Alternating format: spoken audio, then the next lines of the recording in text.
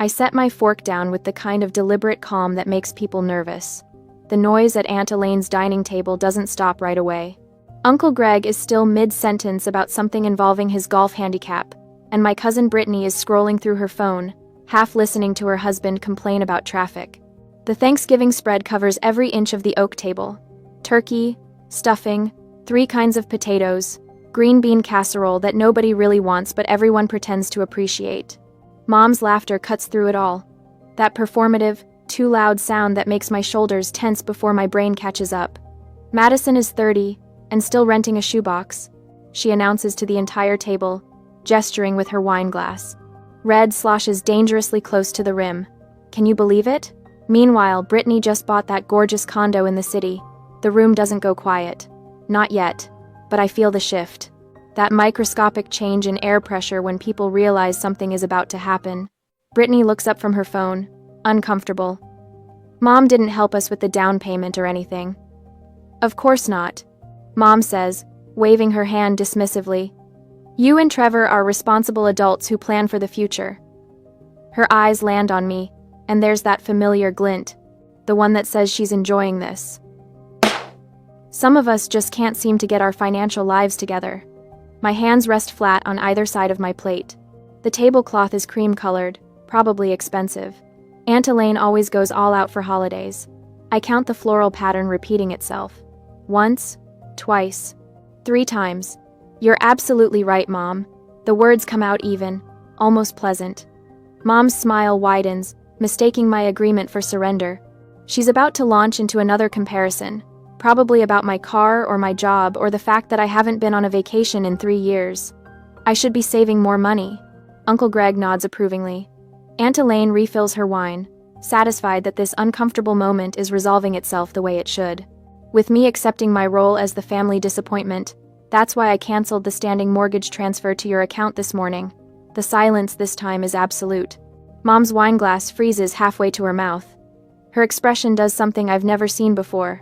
A sort of rapid cycling through confusion, disbelief, and landing hard on panic. The color drains from her face in stages, like watching a Polaroid develop in reverse. You what?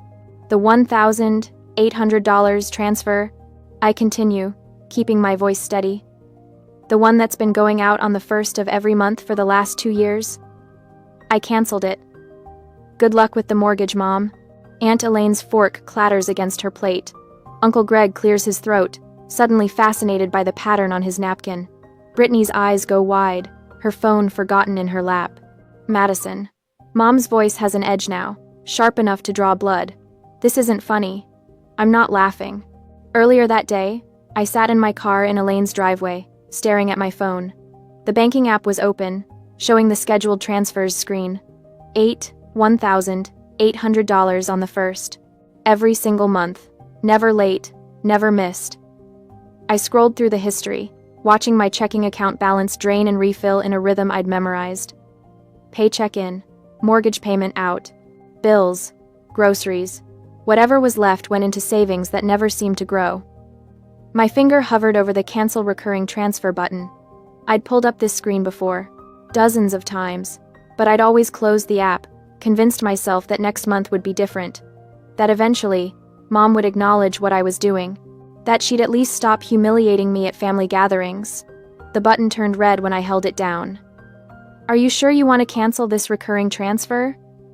I pressed confirm.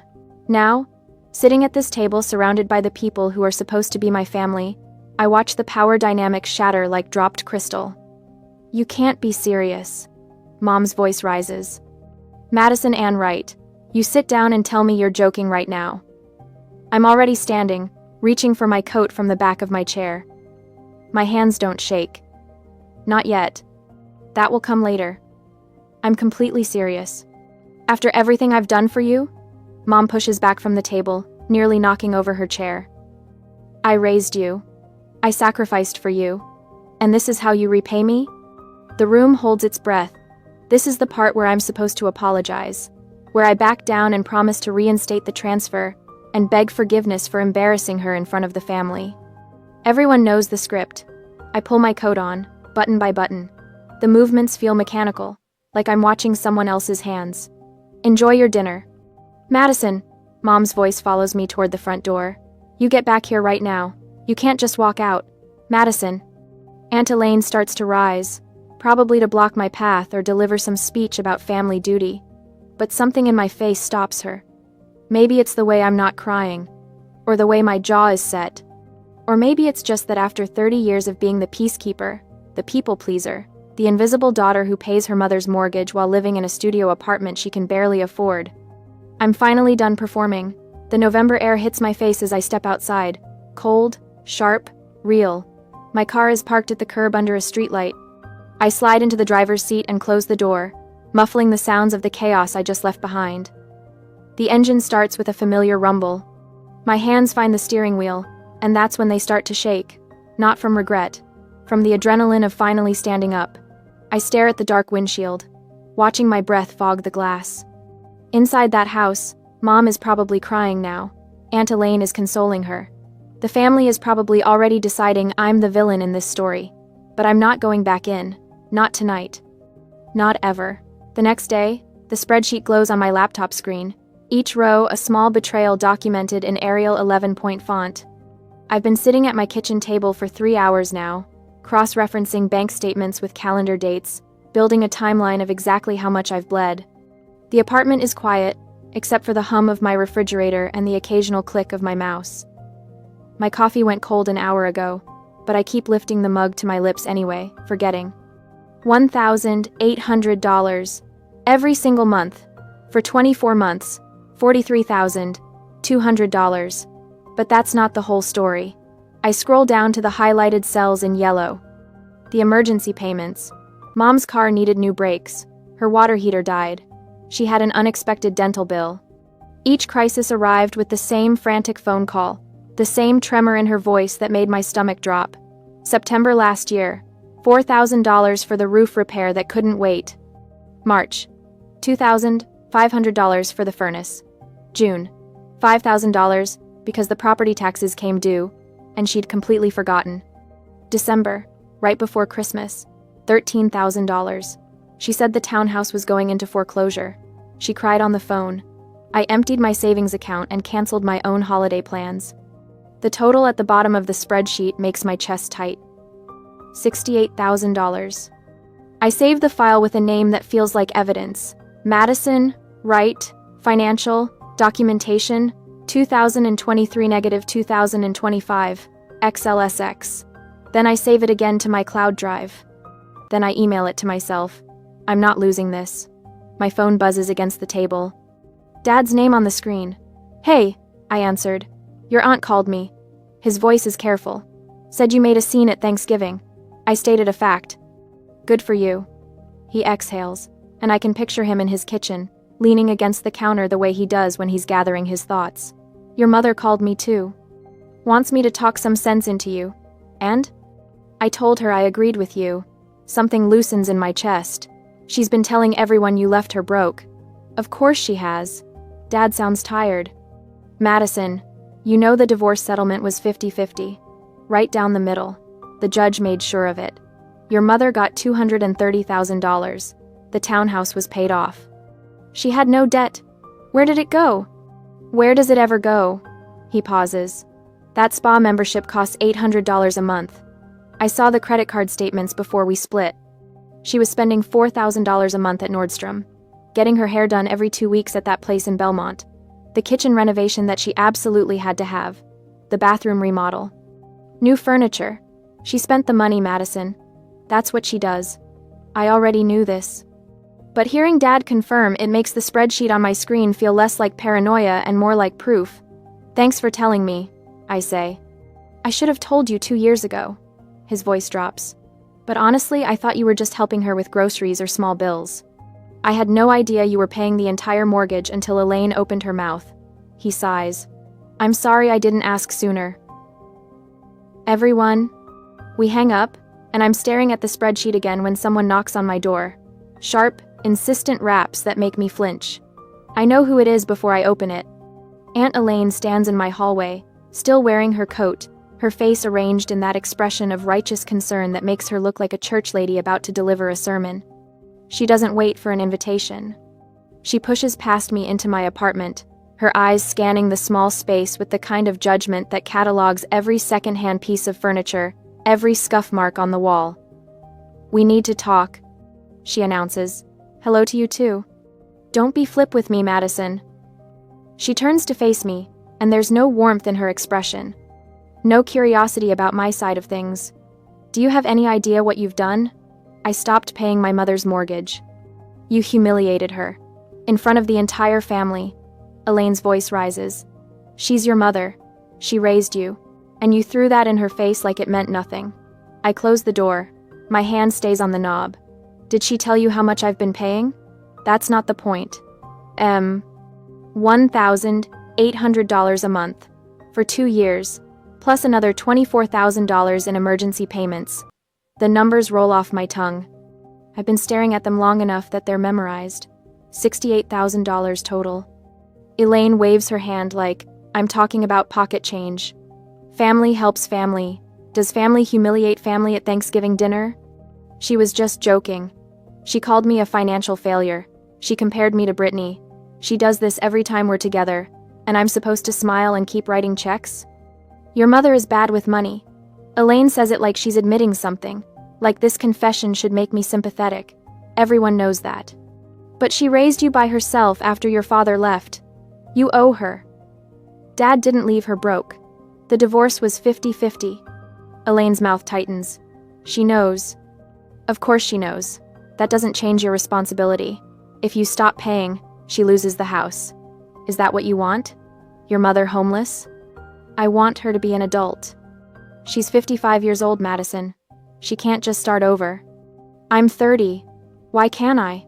The question hangs in the air. Elaine stares at me, and I see the calculation happening behind her eyes. She's realizing that shame won't work anymore. That I'm not the same person who showed up to Thanksgiving dinner yesterday. If she loses that house, everyone will know it's your fault. She says finally. Your cousins, your aunts and uncles, everyone at church. They'll know you abandoned your own mother. They can think whatever they want. This will follow you. Her voice drops, taking on an almost threatening edge. People talk.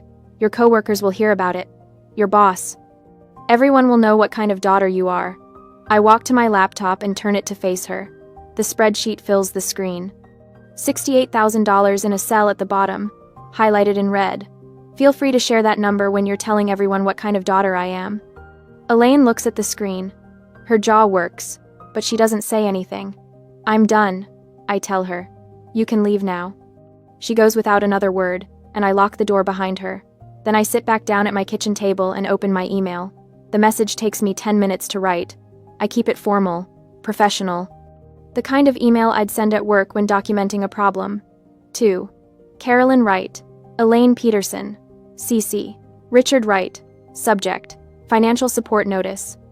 Effective immediately. I will no longer provide financial support for mortgage payments or other expenses. I have attached documentation showing $68,000 in payments made between November 2023 and November 2025. This decision is final. Madison Wright. I attach the spreadsheet. My finger hovers over the send button for only a moment. The email whooshes away. My phone stays silent for the rest of the evening. No calls, no texts. When I check the family group chat before bed, there are no new messages. Just silence where there used to be constant noise. I look at my bank account one more time. The balance is higher than it's been in 2 years. Next month, it will be higher still. The price of that number is the silence on my phone, the ostracization that's already starting. But for the first time in 24 months, I can breathe. On Monday, the notification pops up on my phone during lunch break. A coworker tagged me in a comment thread. I don't even need to open it to know what's happening. My stomach drops before my brain catches up, that familiar sick weight settling somewhere behind my ribs. The post is public. Of course it is. Mom has never believed in handling family business privately, not when there's an audience to manipulate. Her profile picture shows her at some charity gala from 3 years ago, wearing a dress I now realize I probably paid for. The text is long, rambling. The kind of emotional vomit that people scroll past unless they know the players involved. Some people don't understand what it means to honor your parents. It begins. After everything you sacrifice, After all the sleepless nights and hard choices, after giving up your own dreams to raise them right, they just walk away. Abandon you when you need them most. I'm getting older. I won't be here forever. But I guess that doesn't matter to some people. She doesn't name me. She's too smart for that. But she's tagged Aunt Elaine, Uncle Greg, 3 cousins, and half a dozen family friends, people who were at Thanksgiving, people who know exactly who she's talking about. The comments are already rolling in. Sympathetic emojis, praying for you and stay strong, and some children just don't appreciate what they have. Mrs. Henderson from 2 doors down wrote, "You deserve so much better." I lock my phone and set it face down on my desk. The spreadsheet I was working on blurs in front of me. "Hey, Madison?" I look up. Jessica from accounting is standing in my cubicle entrance, her expression carefully neutral. The kind of neutral that means she's seen something and doesn't know how to bring it up. "I just wanted to check if everything's okay. I saw your mom's post and..." Heat floods my face. Not embarrassment exactly. Something sharper. The realization that my personal crisis has officially leaked into my professional life. I'm fine. The words taste like cardboard. Family stuff. You know how it is. Jessica nods, but her eyes hold that look. Pity mixed with curiosity, mixed with judgment. She's wondering what I did to deserve a public shaming from my own mother. Whether there's truth to the ungrateful daughter narrative my mother is spinning. "If you need anything," Jessica says, backing away slowly. After she leaves, I pull up the post again, read through the comments, watch the likes climb. 43 people have validated mom's victimhood in the span of 20 minutes. My fingers move on autopilot, typing out a response. A clear, factual explanation of the last 2 years, the mortgage payments, the manufactured emergencies, the casino receipts I haven't even shared yet, every detail laid out in numbered points, irrefutable and damning. I write 3 paragraphs. 4. The truth presented in clean, professional language that can't be misinterpreted or twisted. My thumb hovers over the post button. 1 tap and everyone will know my side. 1 tap and the narrative shifts. 1 tap and I stop being the villain.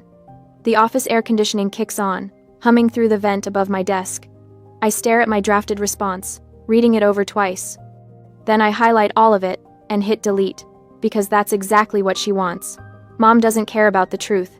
She cares about the performance. About forcing me to defend myself publicly, to engage in a battle where she controls the terrain. Every comment I make, every fact I share, it all feeds into the drama she's creating. It makes me look defensive, reactive, like someone who has something to hide. I block the post from my feed instead. Don't unfriend her. Don't comment. Just remove it from my view like it never existed. My hands are steadier than I expect. The phone rings 20 minutes later. Dad's name flashes across the screen. "I saw it," he says before I can speak. No greeting, just straight to the point. "Don't respond. I wasn't planning to." "Good." He exhales, and I can picture him in his workshop, surrounded by half-finished furniture projects and sawdust. "She's baiting you. This is what she does. Creates a crisis, makes herself the victim, and waits for you to react, so she can point to your reaction as proof of how terrible you are." I know. "Do you?" His voice softens. "Because I spent years falling for it, apologizing for things I didn't do, trying to fix problems I didn't create. It took me too long to realize you can't win against someone who rewrites history every time she opens her mouth." I close my eyes, pressing the phone harder against my ear. People believe her. Some people will believe anything that confirms what they already think. The ones who matter will see through it eventually. After we hang up, I sit in the silence of my cubicle. The fluorescent lights buzz overhead. Someone's microwave popcorn makes the break room smell like fake butter. That evening, my coworker Amber texts me. Not Jessica with her careful neutrality, but Amber from my training cohort 3 years ago. We get drinks sometimes. Share war stories about difficult clients and office politics. "Saw your mom's post through a mutual friend. Wanna grab coffee?" We meet at the place 2 blocks from my apartment. Small, overpriced, with mismatched furniture and aggressively hip baristas. Amber orders something with oat milk. I get black coffee because I'm too tired to make decisions. My mom did the same thing to my sister. Amber says without preamble. Different details, same playbook. Public shaming, playing victim, making it everyone else's problem. I wrap both hands around my mug, absorbing the heat through the ceramic. My sister was supporting her for 4 years, Amber continues. Rent, bills, groceries. Mom spent it on QVC jewelry and timeshares she never used. When my sister finally cut her off, Mom told everyone she was being abandoned, made herself out to be this tragic figure. What happened? My sister moved across the country, changed her number, started over. Amber shrugs. Sounds dramatic, but sometimes that's what it takes. You can't fix people who don't want to be fixed. You can only protect yourself. The coffee tastes burnt, but I drink it anyway. Back home that night, I sit cross-legged on my couch with my laptop open. The Facebook post is still up, still gathering sympathetic comments like barnacles on a shipwreck. I navigate to my privacy settings and start clicking through options. Limited profile visibility, restricted lists, unfollowing without unfriending, the digital equivalent of closing a door without slamming it. I unfollow Aunt Elaine, Uncle Greg, the cousins who liked Mom's post, the family friends who added their prayers and sad face emojis. One by one, I remove their content from my feed. They can still see my public posts, and can still think whatever they want, but I don't have to watch them perform their loyalty to Mom anymore. The quiet that follows feels intentional instead of empty. The phone vibrates in my hand at 7:30 a Wednesday morning. 3 weeks of silence were broken with this call. Aunt Elaine's name glows on the screen, and my stomach drops before I even answer. It's an emergency. Her voice is breathless, theatrical. The utilities are being cut off and the sheriff is at the door. Madison, you have to do something. Behind her, Mom wails. The sound is high-pitched, desperate, exactly calibrated to trigger every guilt receptor I've spent 30 years developing. What happened to the money from... There's no time for questions. Elaine snaps. Your mother has 0 cash. 0. They're going to shut everything off today. She'll have to move into some horrible motel, or worse, she'll have no choice but to show up at your office. The threat lands exactly as intended. I picture Mom making a scene in the lobby at work, crying to my boss about her cruel daughter. The professional reputation I've carefully built, shattered in one performative meltdown. You have 2 hours to fix this, Madison. 2 hours. The call ends before I can respond. I sit on the edge of my bed, still in my pajamas, phone cooling in my palm. The apartment is quiet, except for the hum of the refrigerator and distant traffic. My bank app is already open from checking my balance earlier. That little green number that's finally starting to grow. The old Madison would already be getting dressed, already calculating how much she could transfer without overdrafting, already composing the apology she'd offer for letting things get this bad. But I've seen the pattern now. The manufactured crisis, the impossible deadline, the threat of public humiliation as leverage. I scroll through my text history with Mom instead. 3 weeks of silence since the email, not a single response to the spreadsheet, no acknowledgement of the $68,000, just radio silence until this exact moment when she needs something. My finger hovers over the banking app, then I close it. I text back, I'll meet you at the townhouse. 1 hour. The reply comes in seconds. Thank God, I knew you'd come through. I shower, dress in my usual work clothes, gray slacks, white blouse, minimal makeup. The mirror shows someone who looks tired, defeated, beaten down. Perfect. The drive to Mom's townhouse takes 35 minutes, but I make them wait longer. My hands are steady on the wheel. No shaking this time, just cold, clear focus. Mom's car is in the driveway. So is Elaine's Mercedes. I park on the street and walk up the path slowly, counting my steps. 17 from curb to front door. The flower beds Mom planted last spring are overgrown, weeds choking out the petunias she spent $200 on. The door opens before I knock. Finally. Elaine ushers me inside like I'm late for surgery. She's in the living room. She's been beside herself. Mom sits on the couch, tissue box in her lap, mascara smudged, but her eyes are sharp. Alert, watching me for signs of weakness. Elaine hovers behind her, arms crossed, playing the concerned sister. They're barely concealing their smugness. They think this is victory. The prodigal daughter returning with her checkbook open. I don't sit down. Show me the shutoff notice. Mom blinks. What? The sheriff. The utility company. Show me the paperwork. There's no time for... Elaine starts. Show me. Mom's hands flutter toward the coffee table where a single envelope sits. Duke Energy, addressed to her. I open it. Final notice, dated 3 days ago. Past due amount, $412. Not $1,800. Not the mortgage. Utilities. I'll handle this one last time. The words come out flat, exhausted. Mom's shoulders drop, relief flooding her features. Elaine's expression shifts to satisfaction. They exchange a glance that confirms everything I suspected. This was always about breaking me, about proving they could still pull my strings. I pull out my phone. I need to transfer the payment directly. Just write a check, Mom says quickly. Or Venmo me, whatever's fastest. No. I keep my voice steady, defeated. I need the account information. The login for the utility company. I need the records for my own taxes anyway. The lie slides out smoothly. Reasonable. The kind of thing a responsible person would say. Mom hesitates. This wasn't the plan. She wanted cash, liquid and untraceable. But she needs this money too desperately to refuse. I watch her calculate, watch her decide that getting paid now is worth the minor inconvenience of sharing login credentials. Fine. She rattles off the website, username, password. I type them into my phone, fingers steady. The Duke Energy portal loads. I navigate to payment options, enter my debit card information, and confirm the $412 charge. My bank app shows the transaction processing immediately. There, paid.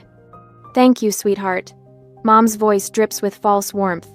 I knew you'd understand. Family helps family. But I'm not done. I'm scrolling now, phone tilted away from their view. Transaction history, download statements, screenshot, screenshot, screenshot. The phone's camera sound is muted, but my heart hammers so hard I'm sure they can hear it. 6 months of utility bills. Paid on time, every month, no late fees until this one. I keep scrolling, downloading, documenting. Mom is already talking to Elaine about something else, her crisis resolved. They think this is over. They think the ATM is open again. I should go. I pocket my phone. I have work. Of course. Mom doesn't stand to walk me out.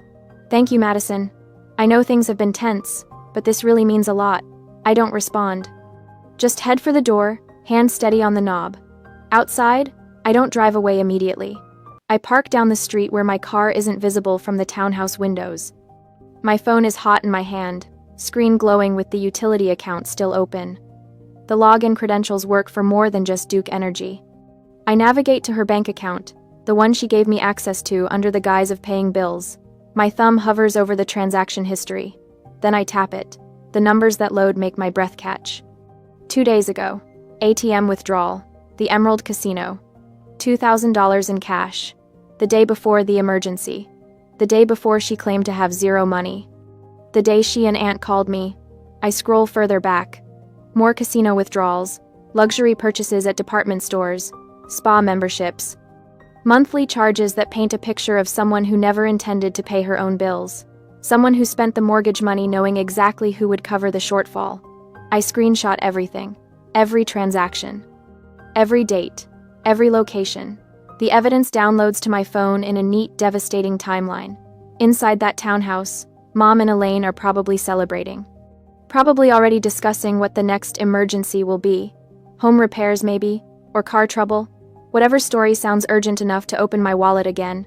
But I'm not crying. I'm smiling. My fingers fly across the screen, creating a new folder. Evidence. I drop every screenshot inside, then back it up to cloud storage. 3 copies, each one a bullet I didn't know I'd need until this exact moment. The trap isn't just armed anymore. It's loaded, aimed, and ready. Let's see what else you've been hiding, Mom. I start the engine and pull away from the curb, leaving the townhouse and its occupants behind. My phone sits in the cup holder, screen dark now, containing the truth they never meant for me to find.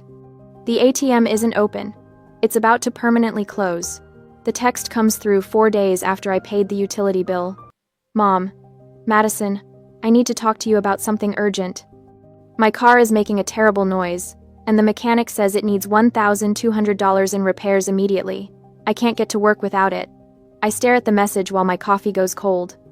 The same urgency, the same breathless crisis, the manufactured panic that used to send my heart racing and my fingers flying to the bank app. Not anymore. I scroll through the screenshots I took while logged into her account. Transaction after transaction, each one telling a story she never wanted me to read. The grocery store charges are reasonable enough. The utility payments are there, smaller than she claimed. But then there are the other ones. The luxury spa, the designer outlet mall, the wine bar downtown that charges $18 for a glass of Pinot. And the big one, the devastating one, the Emerald Casino. My thumb hovers over the reply button. I could ignore this, block her number, move on with my life and let her figure out her own messes. But she won't stop. People like Mom never stop until someone makes them. Me, let's talk about it. Can you meet tomorrow afternoon? I think Aunt Elaine should be there too. The response comes back in seconds. Mom, why does Elaine need to be involved? This is between us. Me, because she's been involved in every other conversation about my financial responsibility to you. 2 o'clock at the Riverside Cafe. I'll see you both there. I don't wait for her to argue. I turn off my phone and finish getting ready for work. The next day, the cafe sits on the corner of Main and 3rd, the kind of place with round tables and too much natural light. I arrive 10 minutes early with my laptop bag and a folder containing printed copies of everything, the evidence organized by date, highlighted in yellow where it matters most. Mom and Aunt Elaine walk in together at 2:15. Late, but not late enough to be called out for it. Mom's face has that pinched look she gets when she's nervous but trying to hide it. Elaine's expression is already set to disapproval, like she walked in here ready to lecture me about family duty before I've said a single word. They sit across from me. Mom reaches for my hand, but I pull back and rest both palms flat on the table. Thank you for coming. Of course, sweetheart. Mom's voice drips with artificial sweetness. Now, about the car. I really am in a bind, and I know you said you wouldn't help anymore, but this is different. I can't work without transportation. We can talk about that. I open my laptop. The screen glows between us. But first, I want to show you something. Elaine shifts in her seat. Madison, if this is about dredging up the past, it's about last call. I turn the laptop toward them. The transaction history fills the screen. When you called and said the utilities were being shut off. When the sheriff was supposedly at the door. Mom's face goes very still. I paid that bill directly, remember? You gave me the login information. I clicked to the next screenshot, which meant I could see everything else too. The silence stretches. A waitress approaches, takes one look at our table, and veers toward a safer group of customers. Madison. Mom's voice has an edge now. Looking through my private accounts is a violation of... The day before your crisis. I tap the screen. November 14th. The Emerald Casino. $2,000. Cash withdrawal. Elaine leans forward, squinting at the screen. Her mouth opens, closes, opens again. You withdrew $2,000 at a casino. I continue, my voice steady. And then the next day, you called in hysterics about not having money for utilities. You manufactured that emergency. You gambled away your mortgage payment, and then called me to cover it. That's not... Mom starts, but I hold up one hand. I have $68,000 reasons to be done with your lies. I pull out the printed copies, sliding them across the table. This is 2 years of payments, $1,800 a month, plus the emergency payments, plus the utility bill I just paid, which subsidized a casino trip. Mom stares at the papers like they might catch fire. Her hands tremble as she reaches for them, but she doesn't pick them up. Can't. Maybe. Elaine reads in silence. I watch the exact moment she realizes she can't defend this. Can't spin it into another lecture about family duty. Her face shifts from disapproval to something closer to shock. Carolyn. Elaine's voice is quiet. Dangerous. Tell me this isn't real. It was a mistake. Mom's words tumble out fast. I was stressed. I thought I could win it back. I never meant for... You lied to me. Elaine cuts her off. You stood in my kitchen and told me Madison abandoned you. You made me call her and guilt her into helping. And you were lying. I needed help. Mom's voice rises, desperate now. I made one mistake. One bad decision. That doesn't erase everything Madison owes me. I close my laptop with a soft click.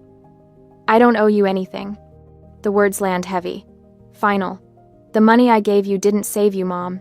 It enabled you. Every dollar I transferred went toward maintaining a lifestyle you couldn't afford. The designer clothes, the spa memberships, the casino trips. You didn't need rescuing. You needed someone to stop rescuing you. Mom opens her mouth, but nothing comes out. Her eyes are shining, and I wait for the tears, the performance. But even she seems to realize it won't work this time. I pull out my phone and open the family group chat. 37 members. Cousins, aunts, uncles, second cousins I barely remember. I haven't posted anything yet, I say, showing them the empty message box. But I will if this continues. The casino receipt, the transaction history, the whole truth about where my money actually went. You wouldn't. Mom's voice cracks. Try me. I meet her eyes. The caption writes itself. I didn't abandon her. She spent the mortgage money at the casino.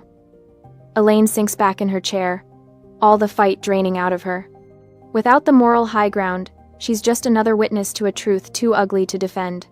I'm done being the solution to problems you create. I stand, gathering my laptop and folder. I've changed the passwords on my accounts. All of them. Don't call about emergencies. Don't text about crises. Don't show up at my apartment or my work. After everything I did for you? Mom's voice breaks on the last word.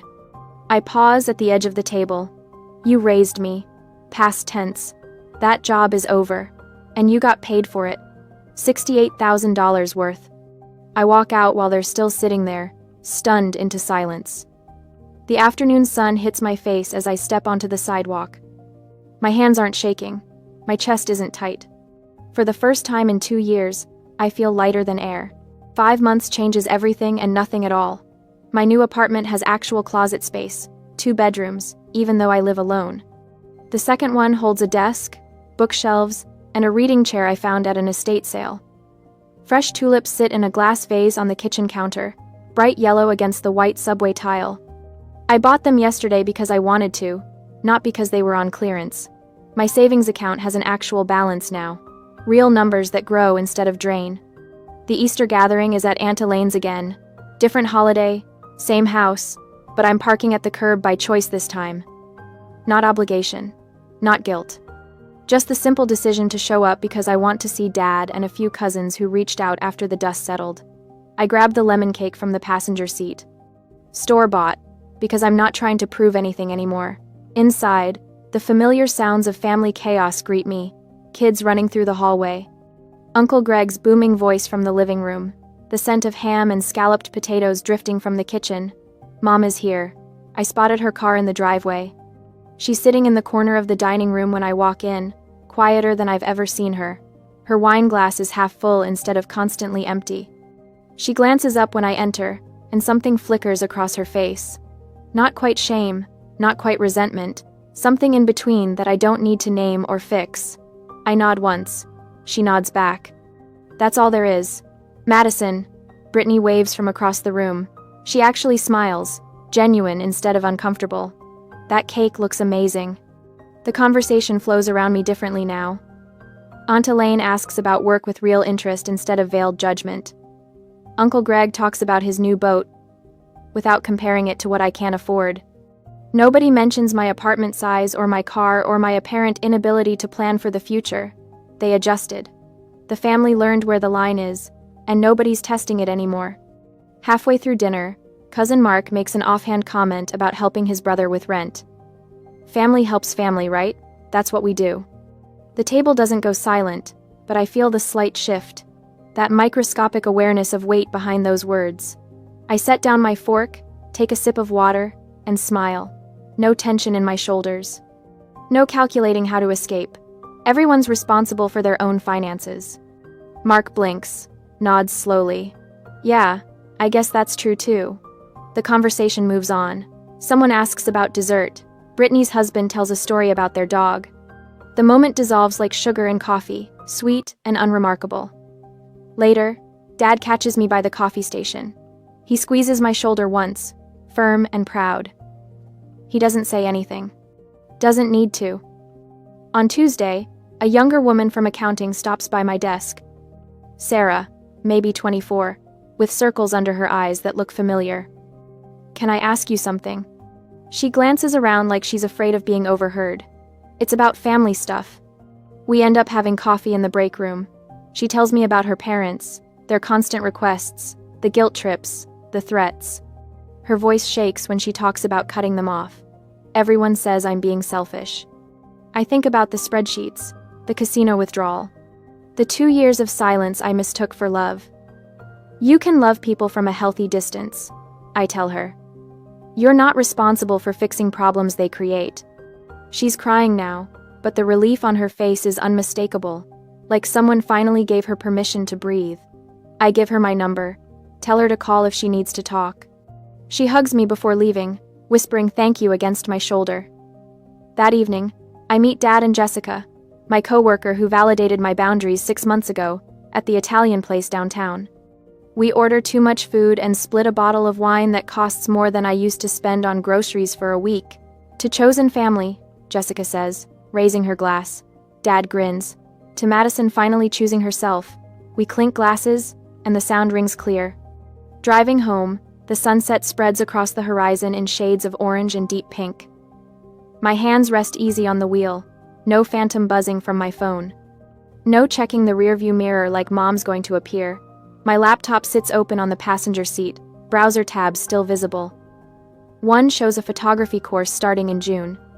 Another has flight prices to Colorado. The voice in my head sounds different now, steady instead of anxious, clear instead of conflicted. Family helps family, I say out loud to the empty car, but help doesn't mean sacrifice.